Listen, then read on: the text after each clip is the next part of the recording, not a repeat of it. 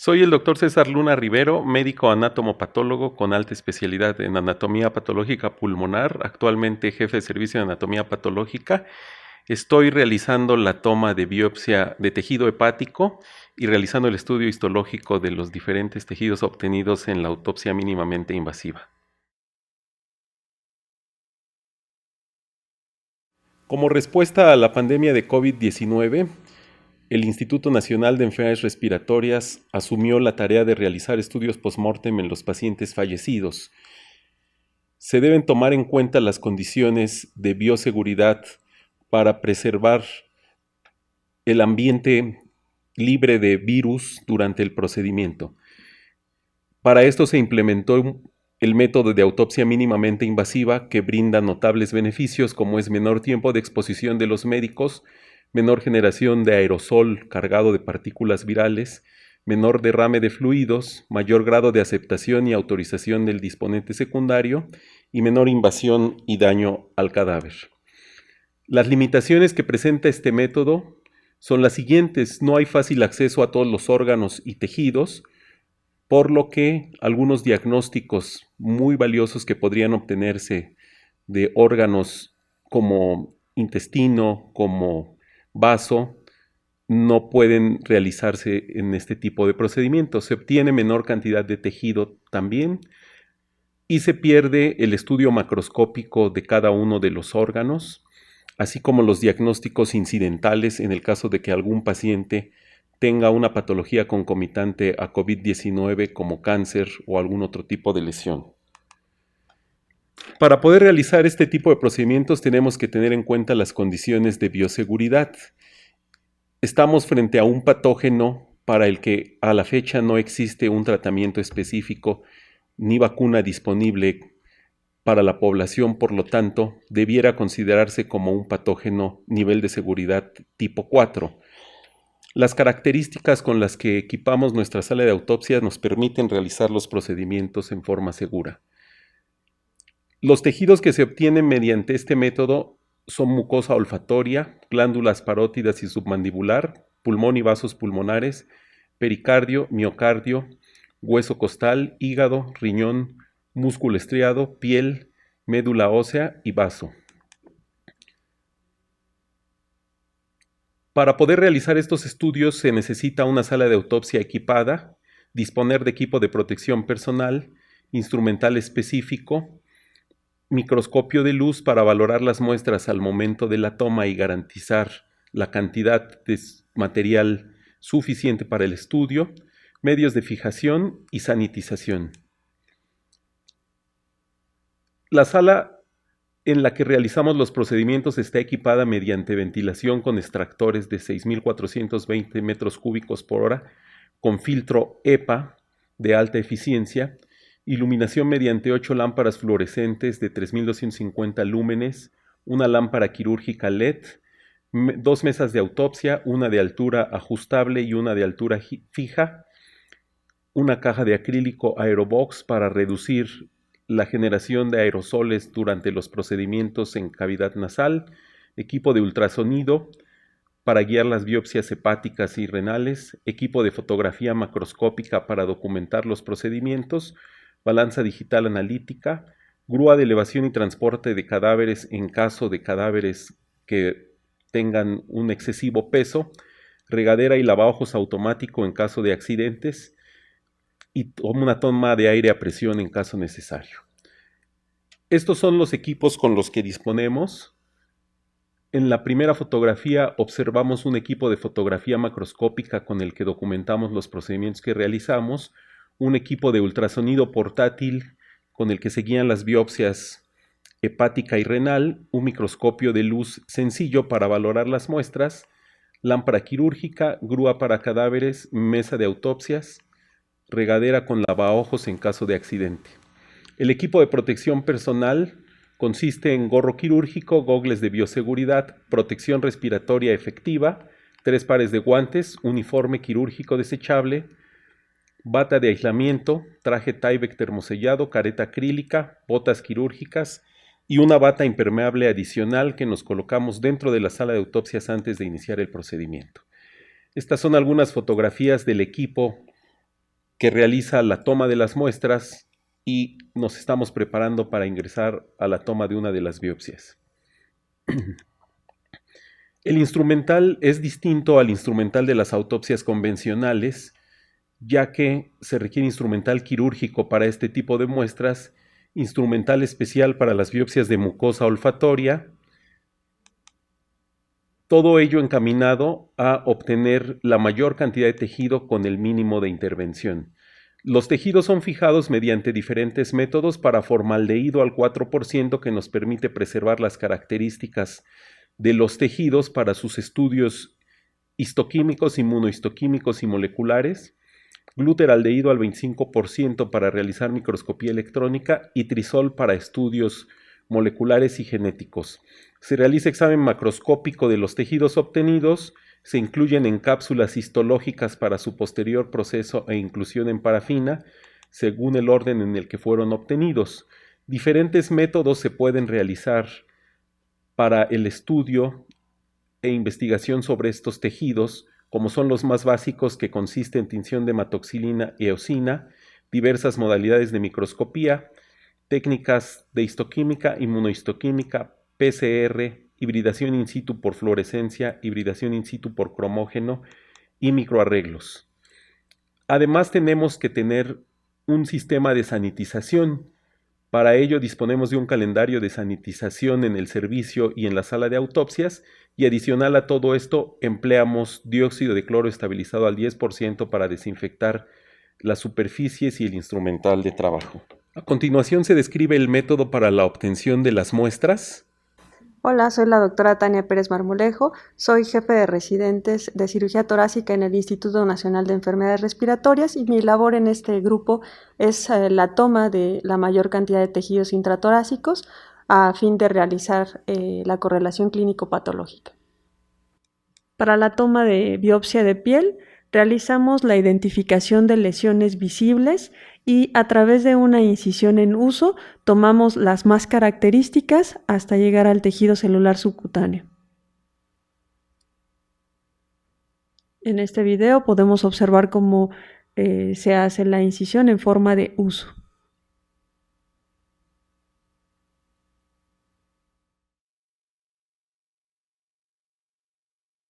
Hola, soy el doctor Arturo Iván González González, médico especialista en otorrinolaringología y cirugía de cabeza y cuello.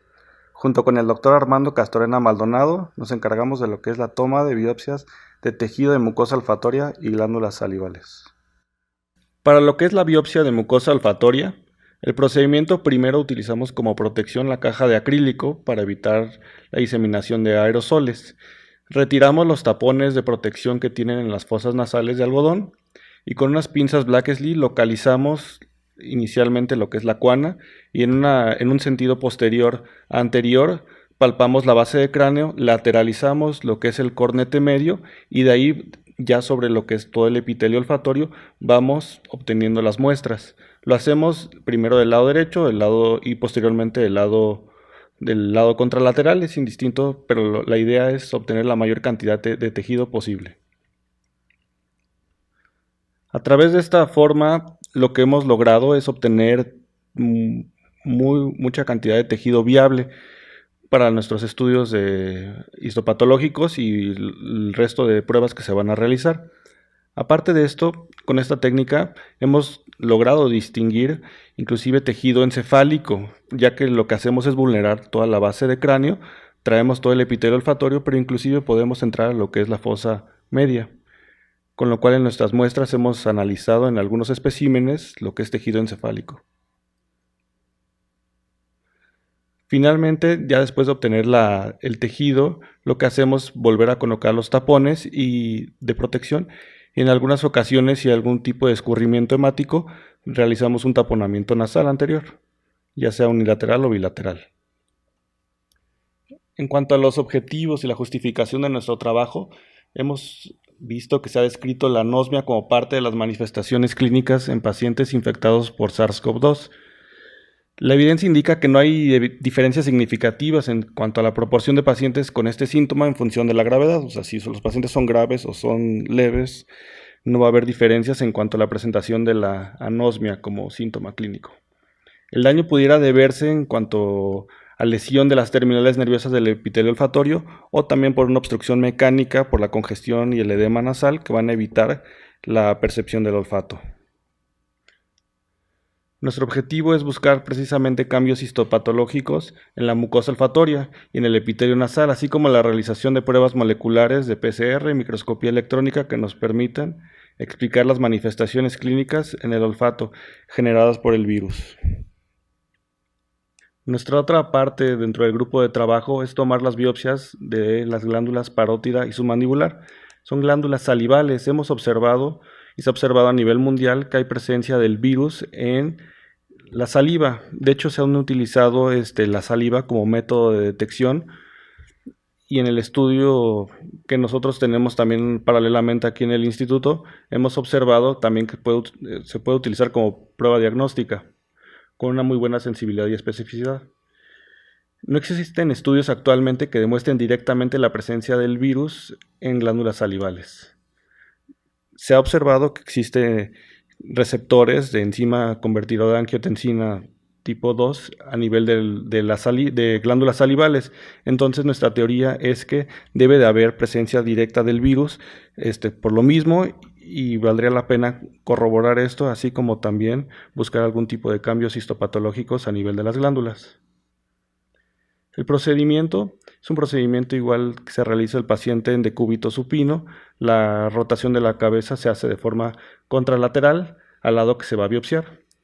El cadáver va a estar cubierto por la bolsa mortuoria, solamente se descubre la parte a biopsiar, la parte del rostro, y por ultrasonografía localizamos la glándula parótida y posteriormente la glándula submandibular. Con una hoja de bisturí se le hace una incisión pretragal en el caso de la parótida de forma puntiforme, con la cual se va introduciendo por ahí la aguja de corte. Aquí vamos a ver paso a paso cómo se realiza el procedimiento. Primero se realiza una incisión puntiforme, después por ultrasonografía se localiza la glándula parótida, la cual vamos a hacer de forma pretragal. Se realizan los disparos y se verifica la obtención del tejido. Este mismo procedimiento se realiza unas 2 a 4 veces.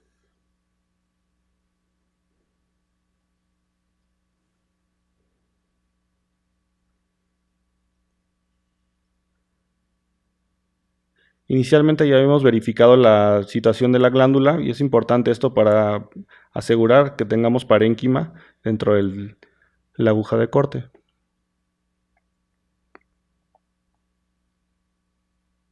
Biopsia de pulmón, vasos pulmonares, pericardio, miocardio y costilla. Como parte de este grupo, el Servicio de Cirugía Torácica ha logrado, a través de una incisión de minitoracotomía, obtener como objetivo la toma de la mayor cantidad de tejidos intratorácicos. Inicialmente el objetivo era la toma de biopsia pulmonar, sin embargo, a través del tiempo hemos logrado describir varios tejidos a nivel intratorácico y describir los cambios histológicos que se puedan presentar a nivel de tejido pulmonar y del resto de los tejidos, establecer su correlación en El objetivo de nuestra toma de biopsia pulmonar y de otros tejidos ha sido describir los cambios histológicos a este nivel y lograr realizar una correlación con distintos parámetros, tanto clínicos como bioquímicos y de imagen, así como procurar que varias de las muestras de tejido se puedan probar de forma molecular, con PCR, con microscopía electrónica, y nos permitan un conocimiento más extenso de la enfermedad.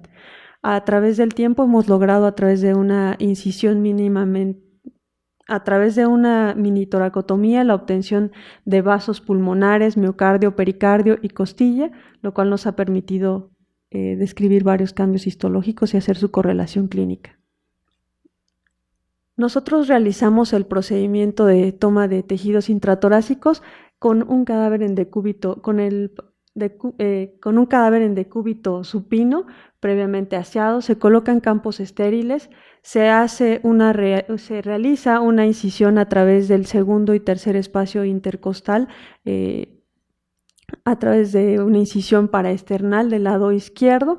Se incide la piel, a través de la cual en ocasiones tenemos alguna lesión, la cual identificamos y biopsiamos también. Se realiza una disección de los tejidos, a través de los cuales aprovechamos para tomar tejido muscular. Logramos identificar los espacios intercostales, los cuales se tiene que cortar el cartílago entre el tercer y cuarto espacio para poder introducir el finoquieto y poder identificar las estructuras. A través de esta incisión nosotros podemos identificar el pulmón y el resto de las estructuras. A través de este video podemos observar la incisión que realizamos a nivel paraesternal del lado izquierdo. Es una incisión mínima a través de una mini toracotomía, a través de la cual podemos observar el pulmón. Tratamos para la toma de biopsias de identificar lesiones visibles macroscópicamente y tomar la mayor cantidad de tejido pulmonar. Al realizar esta toma de tejido, controlamos las fugas y la aerolización a través de una gasa. Tratamos de que la toma de tejido sea sumamente rápida para exponerlos la mayor cantidad de tiempo posible a la aerolización. A través de esta incisión logramos identificar el pericardio, el cual también se le realiza biopsia, y a través del pericardio en la parte superior tomamos la biopsia de grandes vasos, y también al momento de culminar la toma de los grandes vasos podemos tomar parte de las costillas y parte del esternón, y bueno, realizamos la finalización de la toma de biopsias.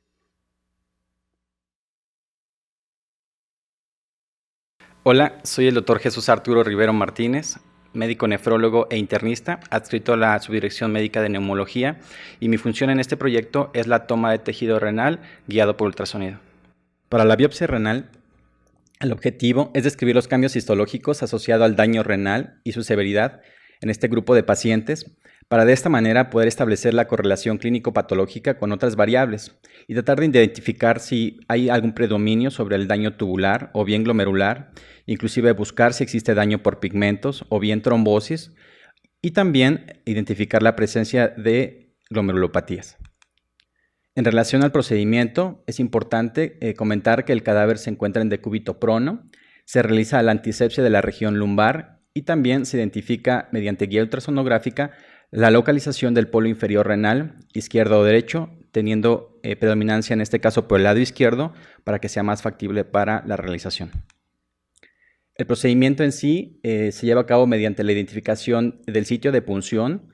Se lleva a cabo una incisión de la piel y tejidos blandos de alrededor de 1 a 1.5 centímetros de longitud y espesor, y se lleva a cabo la introducción, en este caso de la aguja, siempre llevando a cabo la dirección hacia el polo inferior renal. De esta manera, pues nosotros aseguramos de que el paciente no tomemos parte del pedículo y entonces tomemos la parte de la corteza y de la médula, que es lo importante al momento del análisis.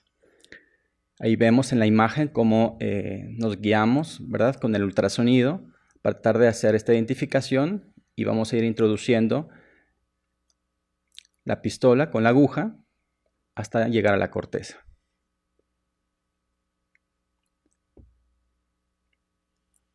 Una vez que pasamos tejidos blandos, tejido muscular, procedemos a encontrar la cápsula renal, se realiza el disparo y se extrae inmediatamente el accesorio, en este caso de punción, y se coloca el espécimen en un portaobjetos, donde a su vez es verificado mediante una visualización directa en microscopía de luz por, en este caso, el patólogo experto. A su vez, se divide el tejido en 3 diferentes contenedores y se colocan las muestras en la campana para su posterior procesamiento. A continuación presento algunos de los hallazgos histológicos que hemos observado en las muestras que obtenemos de los tejidos que estamos estudiando. En primer lugar, la biopsia de mucosa olfatoria. Observamos una fotomicrografía teñida con hematoxilina y eosina demostrativa de mucosa olfatoria. Observamos del lado izquierdo tejido cerebral obtenido a través de la toma de mucosa olfatoria por la base de cráneo. Este tejido lo que muestra son algunos cambios hipóxicos, como son estos halos alrededor de los cuerpos neuronales, y del lado derecho observamos mucosa olfatoria con epitelio parcialmente denudado, una gran cantidad de infiltrado linfoplasmocitario que destruye el epitelio, y el infiltrado también lo podemos observar por debajo del epitelio, así como congestión vascular. En esta fotomicrografía además se observa una fibra nerviosa con una buena cantidad de infiltrado predominantemente linfoide, lo que corrobora la presencia de neuritis histológicamente demostrada. Esta fotomicrografía muestra también mucosa olfatoria con epitelio parcialmente denudado, dañado por la gran cantidad de infiltrado inflamatorio. Por debajo de este se observan algunas glándulas con infiltrado también inflamatorio de tipo crónico, y además un hallazgo similar a la biopsia anterior, que es una fibra nerviosa con una buena cantidad de células inflamatorias infiltrándola, lo que demuestra también neuritis en las fibras. Esta otra fotomicrografía muestra pues el epitelio destruido, únicamente vemos una capa de células basales, por debajo edema e inflamación, además de congestión vascular. Como mencionamos, se ha obtenido tejido de sistema nervioso central, encéfalo básicamente. Lo que observamos acá es una buena cantidad de cuerpos neuronales, hay algo de edema en el parénquima cerebral y cambios que corresponden a hipoxia, que es este tipo de degeneración en las neuronas con halos perinucleares. En cuanto a las biopsias de glándula parótida y submandibular, hemos observado hallazgos similares. Son glándulas que muestran algo de infiltración adiposa y que muestran también cambios de tipo atróficos en algunas áreas, y es de resaltar en esta fotomicrografía que se observa del lado derecho una gran cantidad de infiltrado que está afectando los acinos glandulares.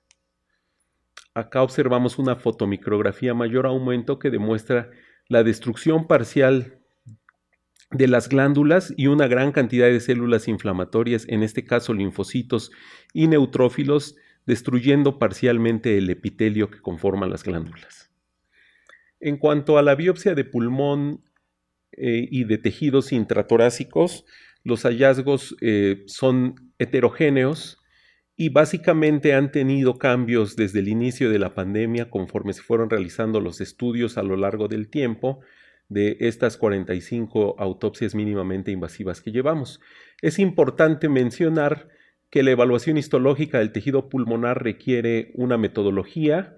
En este caso estudiamos los espacios alveolares, la pared de los alveolos, el intersticio subpleural, alveolar y peribroncovascular, la vía aérea pequeña, los vasos sanguíneos y la pleura. Los hallazgos histológicos, como mencioné, han sido dinámicos desde el inicio de la pandemia. Estas son las primeras biopsias obtenidas. Esta corresponde a la primera biopsia pulmonar post-mortem que realizamos, y se observa claramente en esta fotomicrografía el tejido pulmonar, y siguiendo la metodología antes mencionada observamos que los espacios alveolares se encuentran limpios, no hay presencia de células inflamatorias en su interior, ni siquiera hay edema ni hemorragia, pero sí nos llama la atención en este estudio metodológico del tejido pulmonar que en el intersticio alveolar hay una gran cantidad de infiltrado linfoplasmocitario multifocal, lo que corresponde a un cuadro morfológico de neumonitis, y además resalta la presencia de congestión vascular, y en otras áreas observamos la presencia de pequeños trombos hialinos en los capilares alveolares. Esta fotomicrografía demuestra pequeños trombos hialinos dentro de los capilares alveolares y resalta lo que ya había mencionado, que los espacios alveolares se encuentran limpios, no hay presencia de infiltrado que justifique una neumonía con llenado alveolar o daño alveolar difuso como se ha descrito en algunos estudios a nivel mundial. Esta fotomicrografía muestra lo que habíamos mencionado, focos de neumonitis distribuidos por todo el parénquima, pero el espacio alveolar está limpio y permeable. En algunas áreas en estas primeras biopsias observamos la presencia de estos trombos fibrinosos. Acá se observa claramente un trombo dentro de la luz vascular con este material rosa que morfológicamente corresponde a fibrina, pero debo destacar nuevamente que los espacios alveolares se encuentran limpios y no muestran un patrón de ocupación alveolar. Se corrobora la presencia del trombo anteriormente descrito con esta tinción de fibras elásticas que nos demuestra que corresponde a un vaso con un trombo en el interior de su luz. Este es otra fotomicrografía de otra biopsia del segundo paciente al que se realizó estudio post-mortem y los hallazgos son muy parecidos. Resalta la presencia de este microtrombo dentro de la luz vascular, pero en esta fotomicrografía podemos observar el epitelio de la vía aérea pequeña y observamos que se encuentra intacto, que si llega a tener infiltrado inflamatorio es mínimo y los espacios alveolares nuevamente se observan limpios. Corroboramos que se trataba de un trombo intravascular con esta tinción de fibras elásticas. Encontramos también algunos trombos de eritrocitos con extravasación de los mismos hacia los espacios alveolares y en esta tinción de ácido periódico de Schiff lo que demostramos es la vía aérea pequeña y queremos resaltar que el epitelio se encuentra intacto a diferencia de otras enfermedades pulmonares como la influenza, que predominantemente el virus de la influenza tiene un tropismo por los epitelios y unos de los hallazgos histológicos iniciales son destrucción epitelial, lo cual no observamos en las primeras biopsias de COVID-19. Es importante mencionar que en las biopsias encontramos cierto grado de fibrosis de cicatrización. La fibrosis en esta tinción tricrómica de Masson está representada en color azul, son las áreas fibróticas y las observamos con una distribución en parches a lo largo del parénquima y mencionamos también que los espacios alveolares en esta biopsia se encuentran limpios, libres de inflamación y la vía aérea pequeña también está respetada tanto en su epitelio como en su luz. Una gran cantidad de fibrosis en parches en otras áreas encontramos también en algunas de las biopsias y esta fotomicrografía lo que muestra es un trombo que está constituido por fibrina, también por eritrocitos, firmemente adherido al endotelio vascular y todos los cambios tisulares peritrombóticos como son edema perilesional, hemorragia e infiltrado inflamatorio. Este es el parénquima pulmonar que corresponde a las lesiones peritrombóticas de la fotomicrografía anterior. Observamos gran cantidad de eritrocitos extravasados, edema pulmonar y también es importante mencionar la presencia de pequeños trombos de fibrina en el interior de algunos de los espacios alveolares.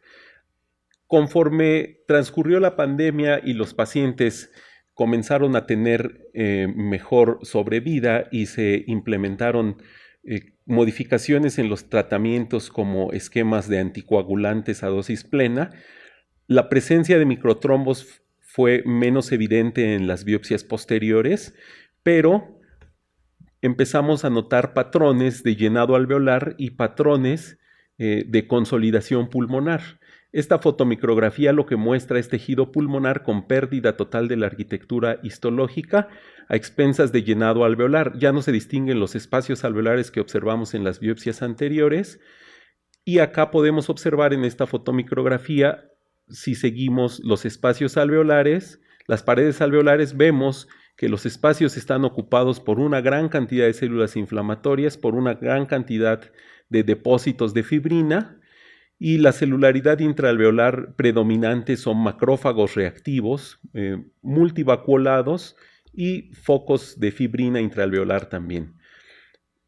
En las biopsias posteriores, como les mencioné a lo largo de la pandemia, esta fotomicrografía corresponde a la biopsia número 32.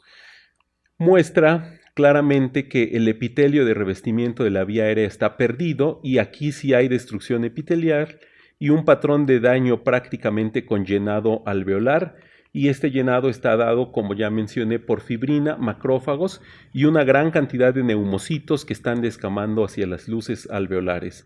Esta fotomicrografía representa los mismos cambios descritos a lo largo del tiempo conforme mejoró la sobrevida de los pacientes, menos cantidad o en muchas de las biopsias ausencias de microangiopatía trombótica, pero sí observamos una gran cantidad de neumonía alveolar o de un patrón de llenado alveolar claro. En cuanto a las biopsias miocárdicas, hay muchos cambios descritos al respecto. En esta fotomicrografía representativa lo que observamos son elongamiento y ondulación de las fibras miocárdicas y edema entre las fibras, y hemos observado en algunos casos la presencia de infiltrado entre las fibras, infiltrado inflamatorio, lo que histológicamente corresponde a miocarditis.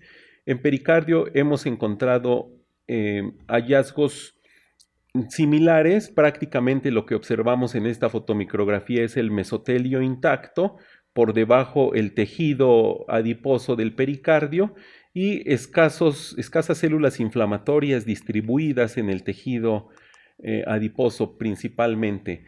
Estamos demostrando algunos de los cambios histológicos. Cada uno de los tejidos está sometido a un protocolo de investigación diferente que incluye el estudio histológico básico, técnicas de microscopía electrónica y biología molecular que se darán a conocer más adelante con respecto a los estudios que genere el hospital referentes a COVID-19.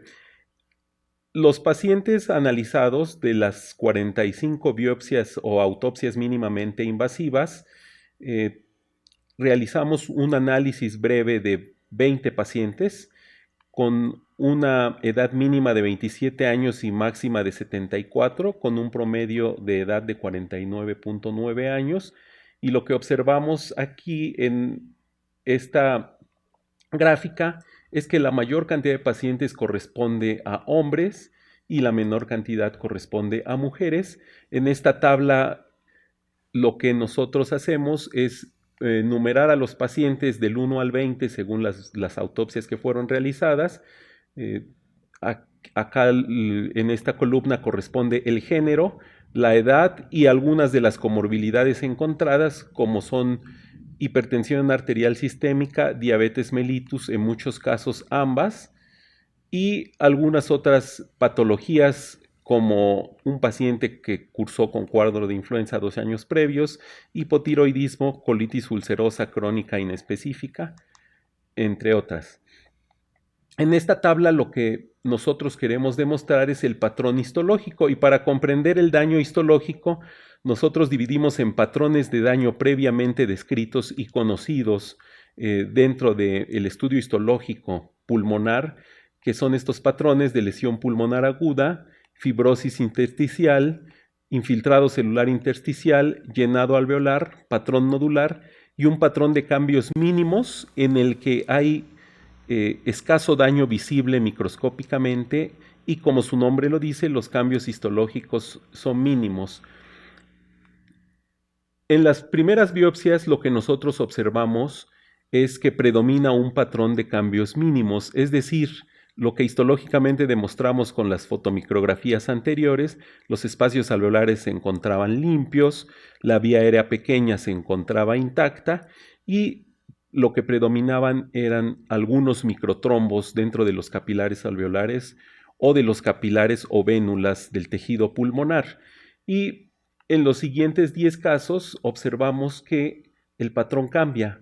El patrón predominante histológicamente es el de lesión pulmonar aguda, que corresponde a daño alveolar difuso con sus respectivas fases, que son la fase exudativa y la fase de organización, la fase exudativa representada por membranas hialinas y la fase de organización representada por fibrosis del tejido pulmonar y por una gran cantidad de tejido de granulación dentro de los espacios alveolares. Los primeros pacientes entonces muestran un patrón de cambios mínimos y los últimos muestran un patrón de daño alveolar difuso, además de que son pacientes que presentaron menos cantidad de microangiopatía trombótica o se observó en la menor cantidad de casos de las 10 biopsias posteriores. En esta gráfica de barras sobrepuestas lo que observamos es lo que ya mencionamos. En las primeras biopsias predomina un patrón de cambios mínimos y después esto se invierte y lo que predomina es el patrón de lesión pulmonar aguda o daño alveolar difuso, que el daño alveolar difuso característicamente está asociado a neumonías de otra etiología, como pueden ser neumonías bacterianas, y que en muchos de estos casos está documentada la asociación con neumonías bacterianas agregadas en estos pacientes, ya que son pacientes que se encuentran inmunosuprimidos en un estado de linfopenia y con una estancia hospitalaria prolongada que los predispone a este tipo de infecciones agregadas. En cuanto al daño alveolar difuso, en nuestras biopsias observamos que en las primeras predomina la fase más aguda o la fase exudativa, y en las siguientes biopsias, porque tienen mayor tiempo de evolución y mayor sobrevida, predomina la fase de organización. Este es un comparativo entre dos fotomicrografías histológicas de influenza y COVID-19 y observamos cambios diferentes en las etapas iniciales. Son dos pacientes que se encontraban cursando los primeros 10 días de la infección tanto por influenza como por COVID, y en esta fotomicrografía observamos la presencia de membranas hialinas y de una gran cantidad de células inflamatorias dentro de los espacios alveolares, pero resalta que los capilares alveolares y los vasos que se encuentran en la pared alveolar están permeables, a diferencia de COVID-19, donde no observamos membranas hialinas, observamos microangiopatía trombótica y neumonitis, pero los espacios alveolares se encuentran limpios. En estas fotomicrografías comparativas vemos lo que mencionamos, una gran cantidad de membranas hialinas en los casos de influenza, pero ausencia de membranas hialinas en las etapas iniciales de COVID-19. Y es importante mencionar esto: la permeabilidad de los capilares alveolares en influenza se ve menos comprometida, casi intacta, a diferencia de las primeras etapas de COVID-19, donde el daño vascular es evidente y la neumonitis es evidente también, a diferencia de influenza. En cuanto a los hallazgos histológicos de la biopsia de riñón, las biopsias de riñones, en colaboración con la doctora Virgilia Soto Abraham, que es la nefropatóloga experta y nos ha apoyado en el estudio histológico de los tejidos renales que obtenemos en nuestras autopsias. Los cambios histológicos los podemos observar en algunas de las fotomicrografías que mostraré. Observamos tejido renal en esta fotografía. Esto es un glomérulo y es muy importante mencionar que la mayoría de las lesiones histológicas se centran en el túbulo intersticio. Esto corresponde a los túbulos renales, al túbulo intersticio, y observamos que hay una gran cantidad de infiltrado linfoplasmocitario en el intersticio renal, y la lesión se centra predominantemente hacia los túbulos renales. Hay una gran cantidad de degeneración, o observamos cambios degenerativos en las células epiteliales tubulares, también necrosis en algunas de las células epiteliales tubulares y descamación hacia la luz tubular, y observamos algunas células del epitelio tubular con vacuolas muy finas, que corresponde a un cambio conocido como vacuolización isométrica, descrito en algunas entidades como nefropatía asociada a fármacos, pero en este caso es un hallazgo morfológico muy característico y que se repite con frecuencia en el tejido renal de los pacientes que fallecen por COVID-19.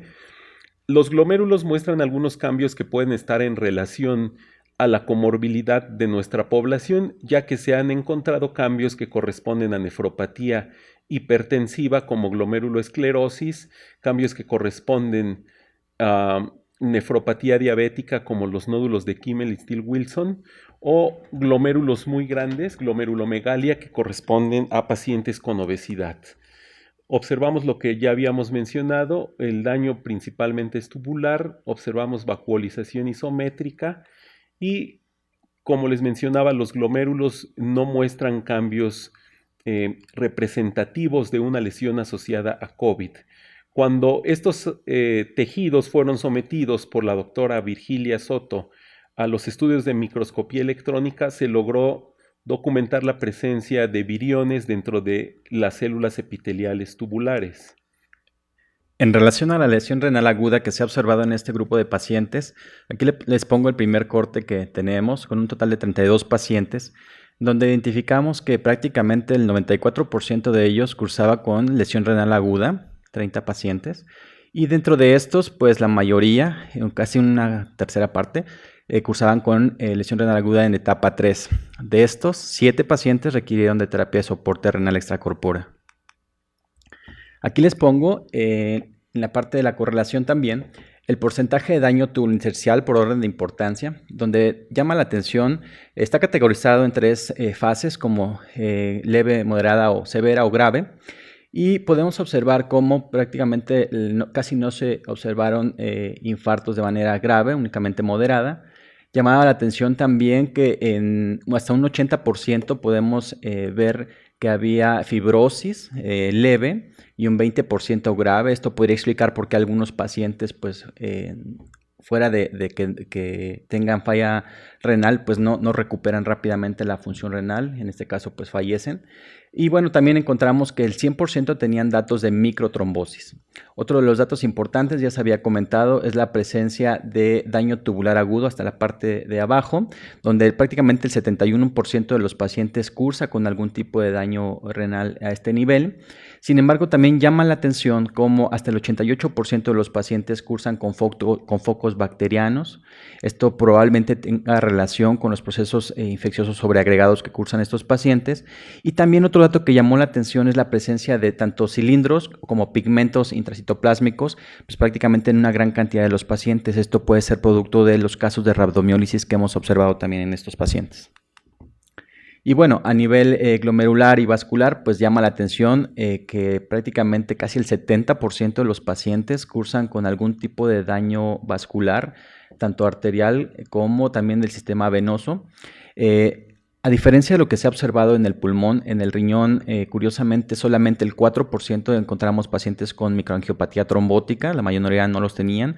Esto puede estar en relación a que pues, nosotros durante las sesiones de hemodiálisis utilizamos heparina o enoxaparina en algunos pacientes y esto pudiera estar vinculado con este resultado. Y bueno, también lo que ya se ha comentado, la presencia de diabetes mellitus o datos sugerentes de nefropatía diabética pues en una gran cantidad de los pacientes.